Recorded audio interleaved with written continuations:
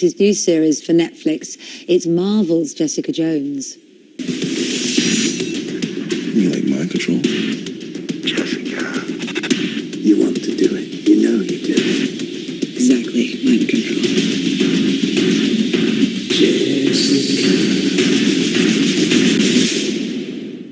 So look, this is Jessica Jones, Yes. isn't it? New series on Netflix Yes. from the Marvel comic. And you are Marvel Universe.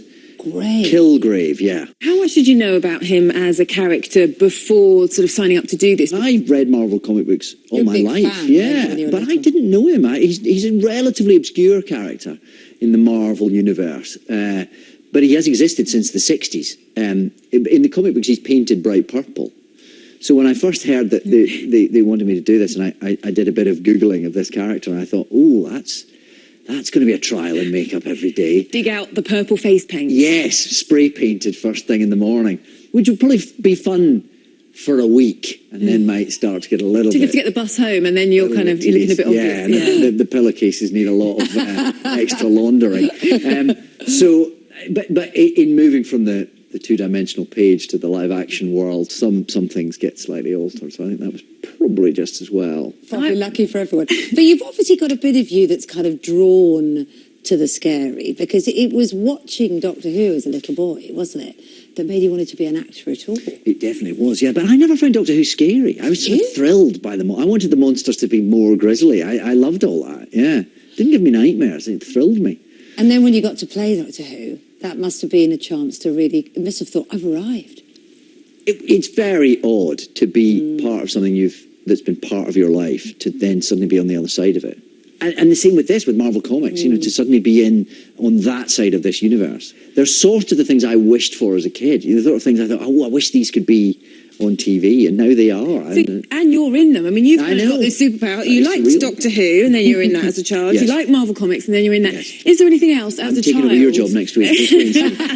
Now that's going to realise. And talking Doctor Who, because you and Catherine Tate are going to be reunited, aren't you? Yes, we are. We've done a few little audio plays, yeah, which was lovely to be back working with Catherine again. It always is, and very nice to dip a toe back in that world, albeit briefly. And I've got to ask you about Broadchurch 3. Sure. Yeah.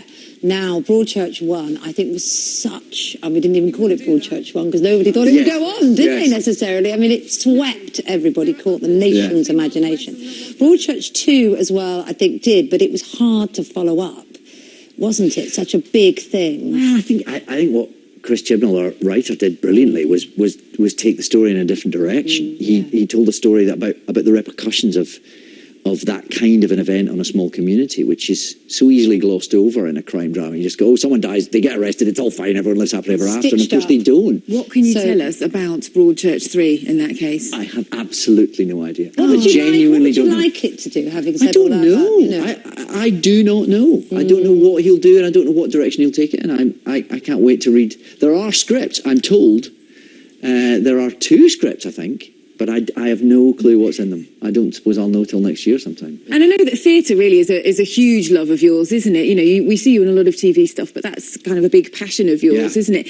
How much do you sort of think, right, I've done TV, I've done this, I'm going to have to schedule in some theatre to get that buzz back? It's funny, because I started in the theatre, and for many years, that's pretty much all I did. The occasional episode of Rhapsody Nesbitt or something, but I was basically... that's how I made my living, and I still see that as the day job. So if I haven't done theatre for a while, I feel like something's a bit amiss. Panto for Christmas? Maybe that's it. You'd be a baddie in that. You'd be a great baddie. I think I'd like to be a dame.